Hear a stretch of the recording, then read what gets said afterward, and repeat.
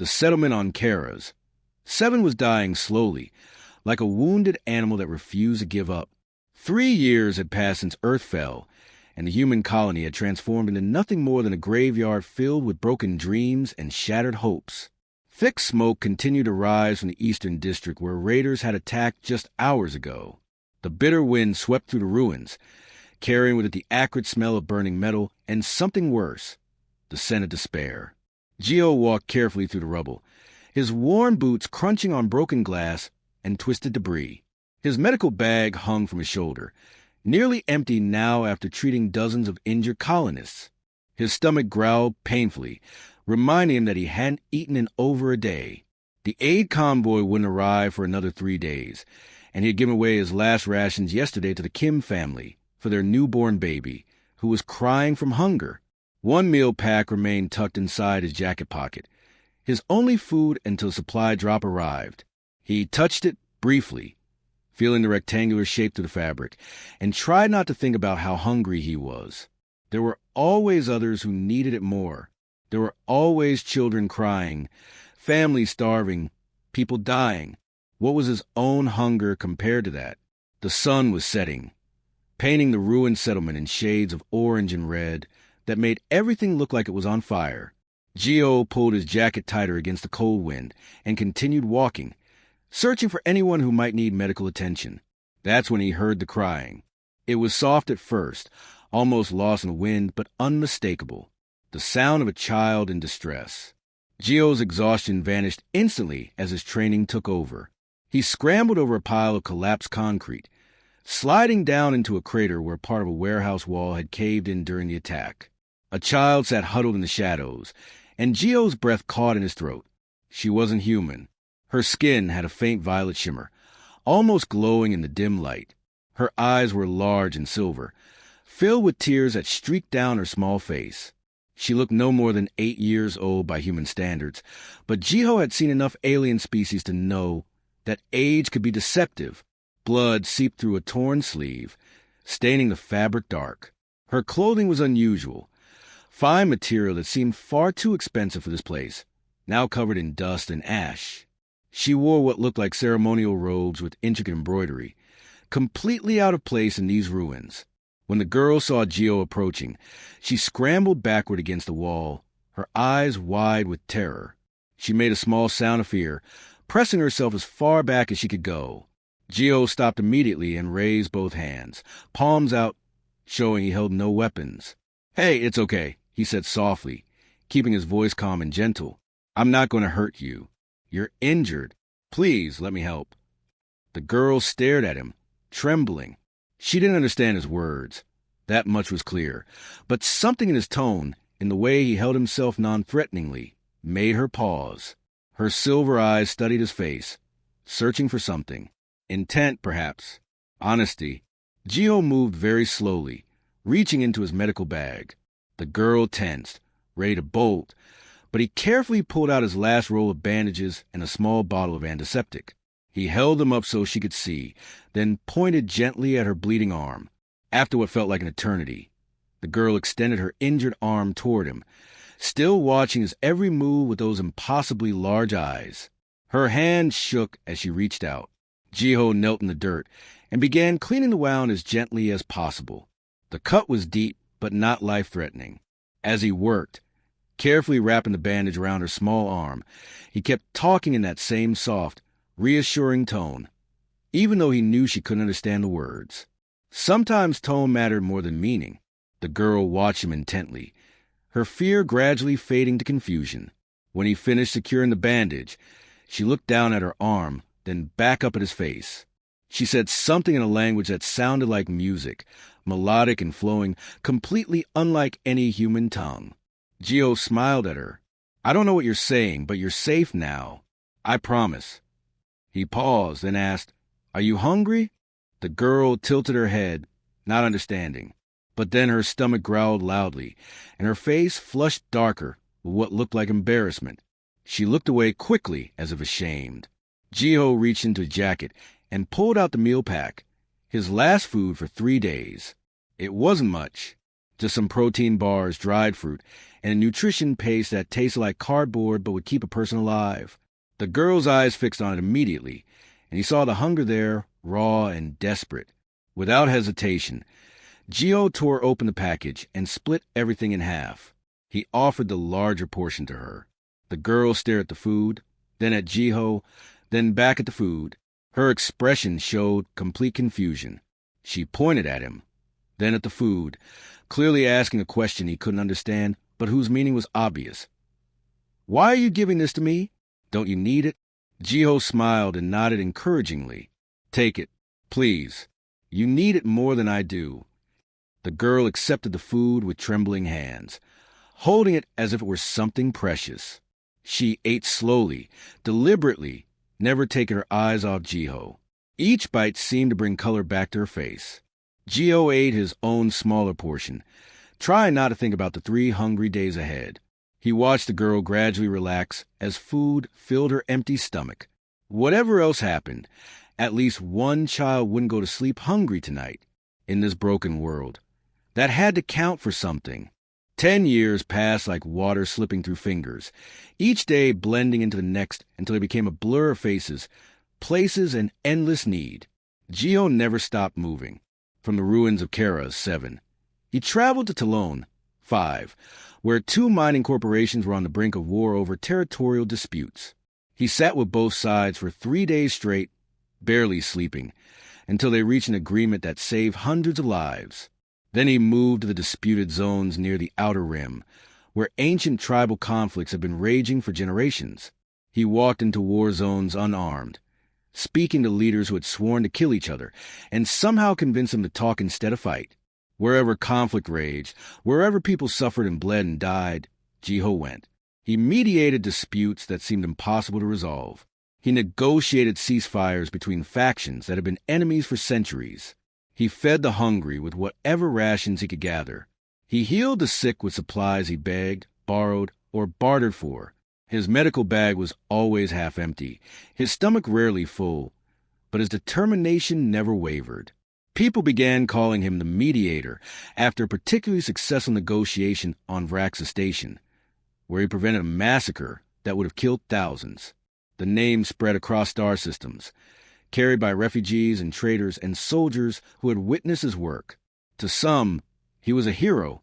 To others, a naive fool who would eventually get himself killed. To Jiho, he was simply a man doing what needed to be done. He never asked for payment. Money meant nothing to him. He only requested food enough to survive, shelter for a night or 2, and passage to the next crisis. Most of the time, he traveled in cargo holds of trading vessels, sleeping on cold metal floors, eating whatever scraps the crew could spare. It was enough. It had to be enough. The crystal pendant stayed with him through all those years, tucked safely in his pocket. The girl who gave it to him had been rescued that same night on Kara's 7, taken away by ships so advanced they seemed like something from a dream. He never learned her real name, never discovered who she truly was. Over time, the memory faded like an old photograph, the details becoming fuzzy and uncertain. Had her eyes really been that silver? Had her skin actually shimmered? Sometimes he wondered if exhaustion and hunger had made him imagine things that weren't real. But the pendant was real, solid and tangible. It warmed slightly against his skin, as if alive. He'd long since forgotten its significance, treating it as nothing more than a lucky charm. Whenever things seemed darkest, whenever he felt ready to give up, he would touch it through his pocket and feel a strange sense of calm. Maybe it was magic. Maybe it was just his own mind playing tricks. Either way, it helped him keep going. Humanity remained scattered across the stars, refugees without a home world to anchor them. Earth was gone, destroyed in wars that nobody had won. Humans lived wherever they could find space, often unwelcome, always vulnerable. They worked the worst jobs, lived in the poorest districts, and died in numbers that nobody bothered to count. Most alien species viewed them as weak, as beggars and thieves who contributed nothing of value to the galaxy. But Jiho's reputation grew despite this prejudice, or perhaps because of it. He wasn't just known among humans anymore. Dozens of alien species had heard of the mediator, the human who walked into impossible situations and somehow made peace happen. The common people loved him. Workers in mines and factories, farmers on colony worlds, soldiers tired of fighting. They spoke his name with respect and gratitude. The powerful tolerated him because he was useful. When conflicts threatened to disrupt trade or destabilize regions, they would sometimes send for him. He solved problems that their diplomats and armies could not. They didn't understand how he did it. This strange human who owned nothing and wanted nothing. But they couldn't deny his results. Jiho was tired, bone-deep, soul-crushing tired. His body ached constantly from sleeping on hard surfaces and walking through rubble. His hands bore scars from 100 injuries. His face had aged beyond his years, lined with worry and exhaustion. He was hungry most days, surviving on minimal rations that he often gave half away to someone who needed them more. But he never stopped, couldn't stop, because every time he thought about resting, about finding some quiet place to simply exist without purpose, he would remember that little alien girl crying in the ruins. He remembered how her face had changed when he shared his food, how her fear had transformed into something like hope. If one meal could matter that much to one person, then maybe his entire life could matter too. So Jiho kept moving, system to system, crisis to crisis, one small act of kindness at a time. He touched the crystal pendant in his pocket and wondered, not for the first time, whatever happened to that girl? Was she safe? Happy? Did she ever think about the hungry human who bandaged her wounds? He would never know that she thought about him every single day, and that she had been searching for him desperately for 10 long years. "They're going to kill us all," Miho said, his voice completely empty of emotion, as if his mind couldn't process what he was reading. He stared at the transmission screen, his face pale in the flickering light. The Empire gave us 72 hours to evacuate before they start orbital bombardment. The words hung in the air like a death sentence. Around the communications tent, other aid workers stopped what they were doing and turned to stare. Nobody spoke for several long seconds. Then reality crashed down on them all at once. "Evacuate where?" Another worker shouted, his voice cracking with panic. "No one will let plague ships land. They'll shoot us down the moment we enter their space." He was right, and everyone knew it. The hemorrhagic fever had spread too fast, killed too efficiently. Every nearby system had closed their borders. Any ship leaving the Ros would be destroyed on sight to prevent the disease from spreading. They were trapped, marked for death whether they stayed or tried to flee. Chaos erupted in the refugee camp like a wildfire. The news spread in minutes, carried by desperate voices and frantic messages. People poured out of their shelters, screaming, crying, demanding answers that nobody had. Families fought over the few small ships that remained operational, pushing and shoving, willing to kill each other for a chance at escape that didn't really exist. Children cried for parents. Parents screamed for children. The sick lay abandoned in their beds as even the doctors fled in panic. Most would never escape in time. The math was brutal and simple. 72 hours. 7 million people. Maybe 200 functional ships, most barely space-worthy. Even if every ship made constant trips, even if nobody shot them down, they couldn't save even a fraction of the population. Jiho stood in the center of the madness, perfectly still while chaos swirled around him. His mind raced through options, calculations, possibilities. There had to be a way. There was always a way. You just had to find the right words, the right approach, the right person to convince. He'd talked down warlords, negotiated with corporate executives, found compromise where none seemed possible. This couldn't be the end. But looking at the panic faces around him, at the transmission declaring their collective death sentence, he realized that all his skills as a mediator meant nothing here. The Empire had made its decision. Logic, cold and merciless, dictated that 7 million lives were acceptable losses to protect trillions from plague. No words would change that equation. Then an idea formed his mind. Stupid, reckless, probably futile. But it was something. Jiho walked purposefully toward the communications array, pushing through the crowd of fleeing workers. His movements were calm, deliberate, completely at odds with the panic surrounding him. "What are you doing?" Miho asked, grabbing his arm. His friend's eyes were wild with fear. "We need to go."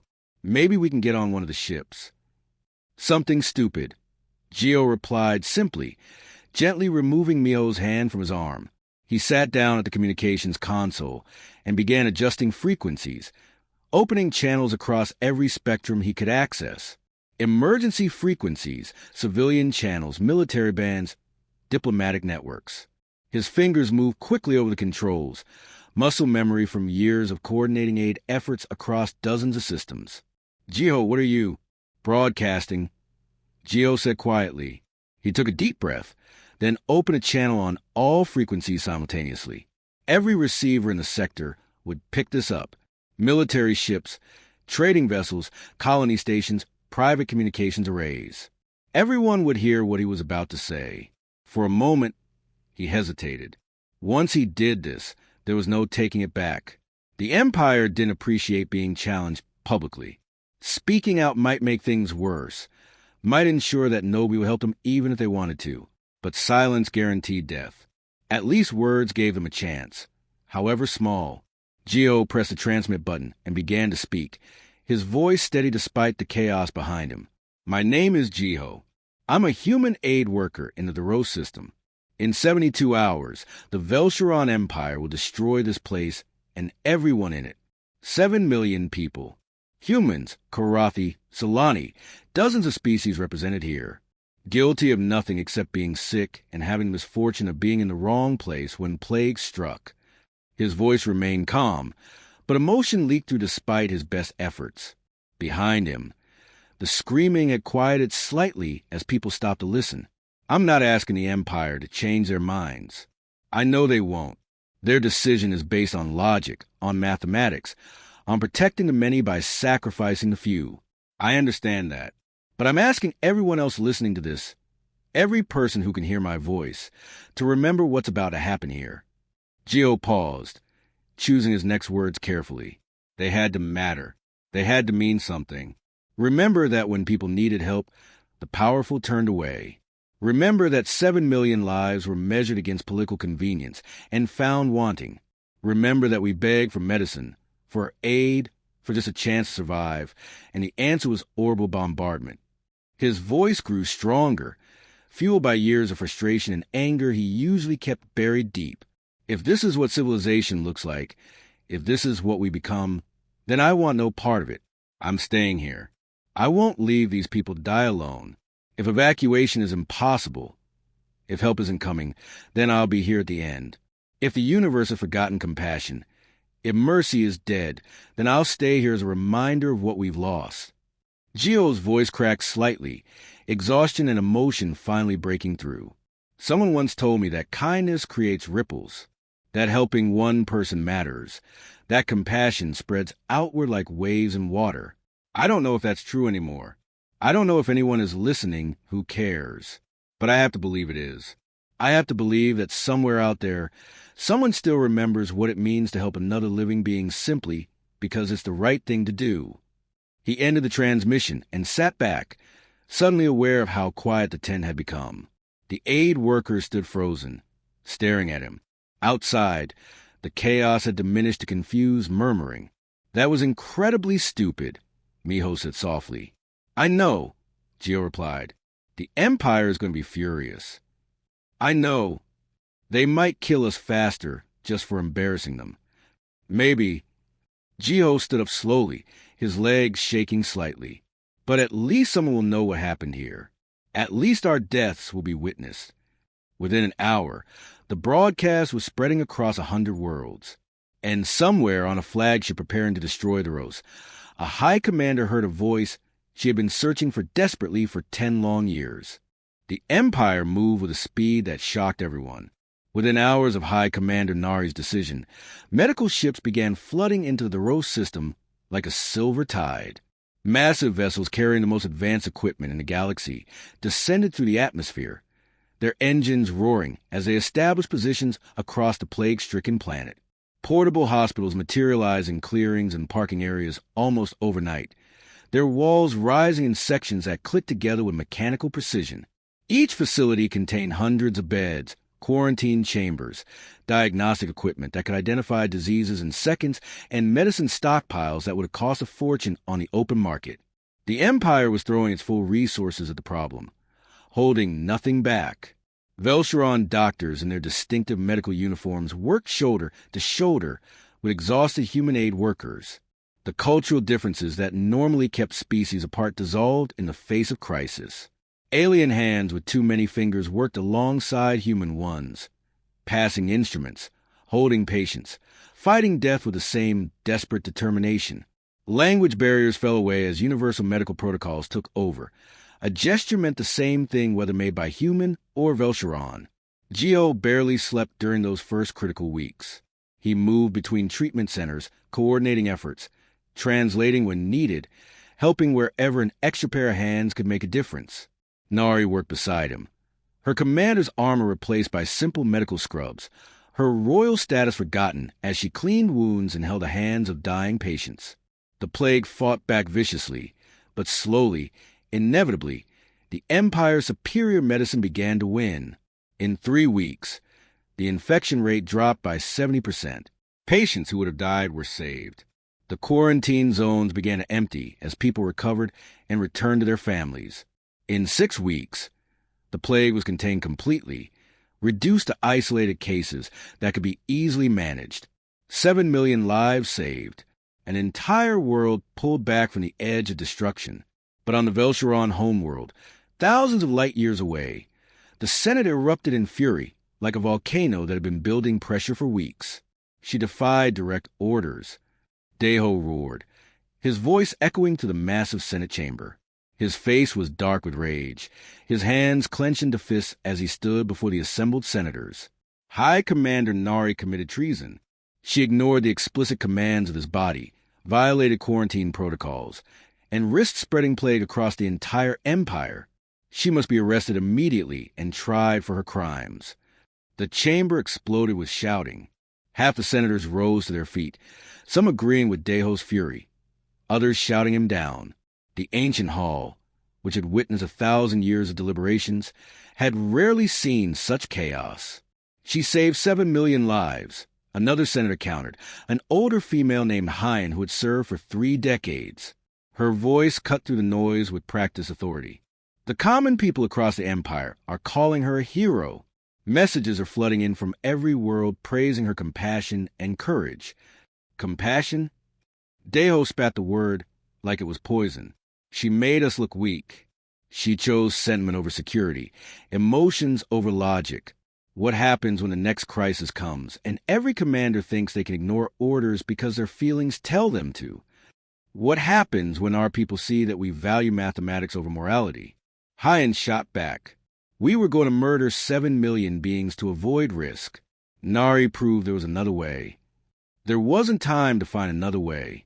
The plague could have spread. But it didn't. She contained it with 0 infections beyond the Rose. The argument spiraled outward, pulling more senators into debate. Ancient political alliances fractured under the pressure. Traditionalists who valued strict military hierarchy lined up behind Deho, demanding Nari face consequences for disobedience. Reformists rallied behind Hyen, arguing that Nari's actions represented evolution, an imperial thinking that was long overdue. Emperor Taemin sat on his throne at the chamber's head, silent and still as stone. His face revealed nothing. His daughter had defied the Senate's direct orders, embarrassed the Empire in front of the entire galaxy, and violated protocols that existed for very good reasons. By law, she should be arrested, tried, possibly executed. But she had also saved millions and earned the love of common people across hundreds of worlds. The communications channels were flooded with messages supporting her.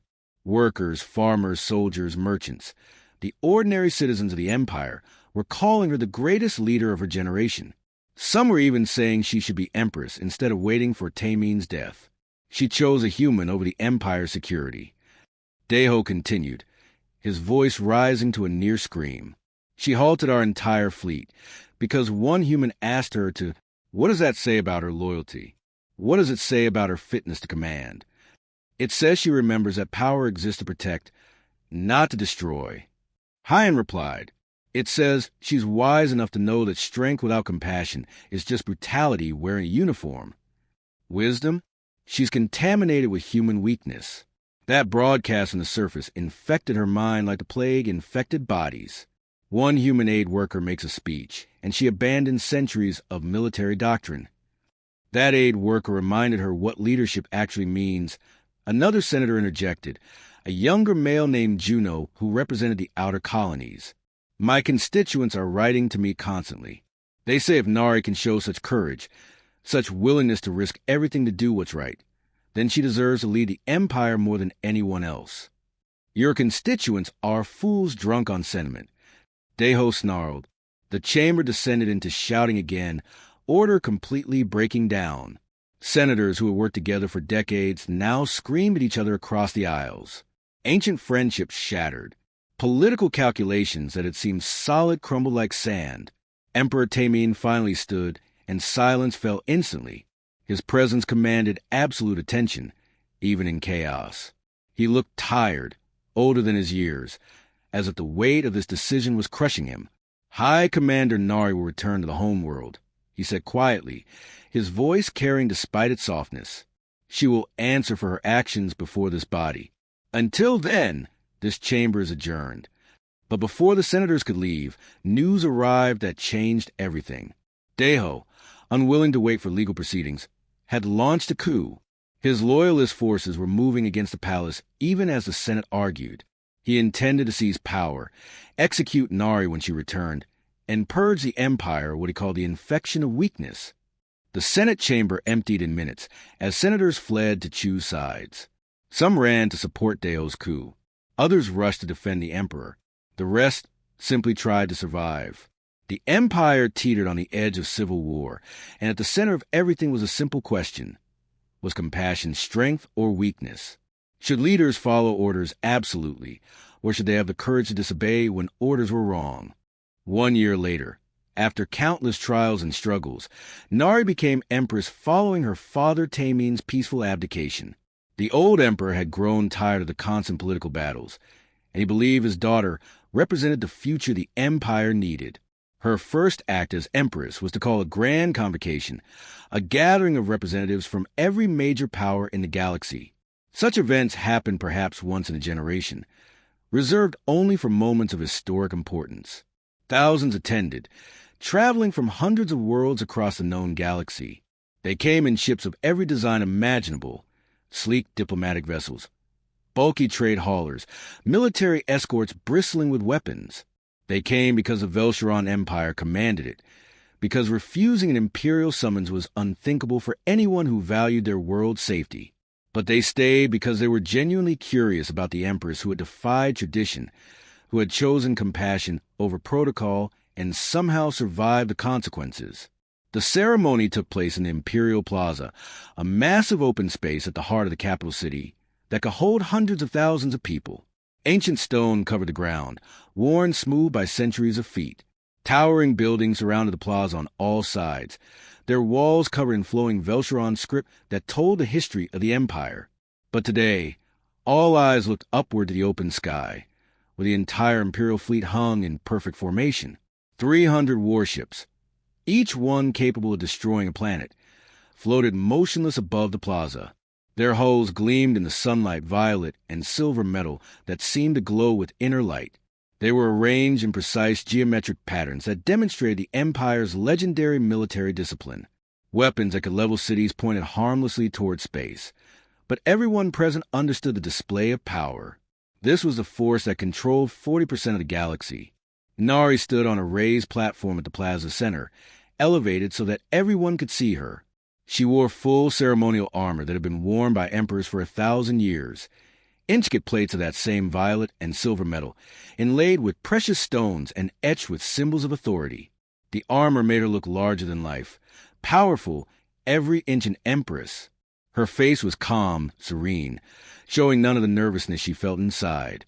Beside her stood Geo, and if Nari looked like she belonged there, Geo looked profoundly uncomfortable. He wore formal clothing that had been specially made for this occasion. Elegant robes in human style, but crafted from Velcheron materials. The clothing fit perfectly, cost more than most people earned in a lifetime, and made him feel like an imposter. He kept pulling at the collar, and used as such restrictive fabric after years of wearing simple aid worker clothes. "Stop fidgeting," Nari whispered without moving her lips, a technique she'd learned in diplomatic training. "I look ridiculous," Jiho whispered back. "You look fine. Just stand still and try not to fall off the platform." That's encouraging, despite his discomfort. Jiho understood the importance of this moment. The entire galaxy was watching. Every major news network was broadcasting live. Billions of beings across hundreds of worlds had stopped their daily activities to witness whatever the new Empress planned to announce. Nari stepped forward, and the massive crowd fell silent instantly. Her voice, amplified by technology, carried across the plaza and out to the watching galaxy. "I stand before you today to honor a debt," she began, her words clear and strong. 10 years ago, when I was lost and afraid, a human shared his last meal with me. He owed me nothing. He knew nothing about me. I could give him nothing in return. But he helped me anyway, simply because it was the right thing to do. Confused murmuring rippled through the crowd. This wasn't the kind of speech people expected from an imperial coronation ceremony. Emperors spoke of power, of conquest, of the glory of the empire. They didn't talk about personal debts or acts of kindness. Nari continued, her voice growing stronger. "That single act of compassion changed me. It changed how I understood leadership. It changed what I believed the empire should be. And today, I fulfilled a promise I made 10 years ago in the ruins of Kara's 7. She turned slightly toward Jiho, then addressed the fleet overhead. "By ancient law, by sacred tradition that predates this empire, I recognize a debt that cannot be denied. This human carries my royal seal, given freely when he saved my life. The empire owes him everything." Nari raised her hand in a specific gesture, one that every Velcheron recognized instantly. It was a signal for the Corthalan, the ancient ceremony of profound respect reserved only for the most sacred occasions. 300 warships responded simultaneously, their weapon systems powered down completely, lights dimming across their hulls. Then, in perfect synchronization that must have required months of practice, the massive vessels tilted forward, dipping their noses toward the platform where Jiho stood. Their banners, flags bearing the imperial crest that normally flew proudly, lowered in unison. The effect was stunning. The most powerful military force in the galaxy, bowing. But Nari wasn't finished. She turned to face her personal guard. 10,000 elite soldiers arranged in formation around the plaza. These were warriors who had trained their entire lives, who would die without hesitation for the empire. "Honor the debt," Nari commanded. As one, 10,000 soldiers dropped to one knee, their armor clanking as they bowed. Then the senators and diplomats in the crowd began kneeling. Then the common citizens, like a wave spreading outward. Everyone in the plaza went down on one knee. Finally, Nari herself knelt before Jiho, the empress of the most powerful civilization in the galaxy, bowing to a human aid worker who owned nothing but the clothes on his back and a crystal pendant in his pocket. "The empire bows before you," Nari said, her voice carrying across the silent plaza. "Not because you demanded it, not because you conquered us, but because you earned it through compassion, through choosing kindness when you had nothing to gain and everything to lose." Jiho stared at the impossible scene before him. Hundreds of thousands of people kneeling, warships dipping in respect, an empress bowing at his feet. His mind struggled to process what was happening. "Please stand," he said quietly, his voice barely audible even through the amplification. "You don't need to do this." "Yes, I do," Nari replied, but she rose to her feet. "You gave me a gift 10 years ago. Not just food for my body, but hope for my soul. You showed me that kindness matters, that compassion is not weakness, but the greatest strength any being can possess.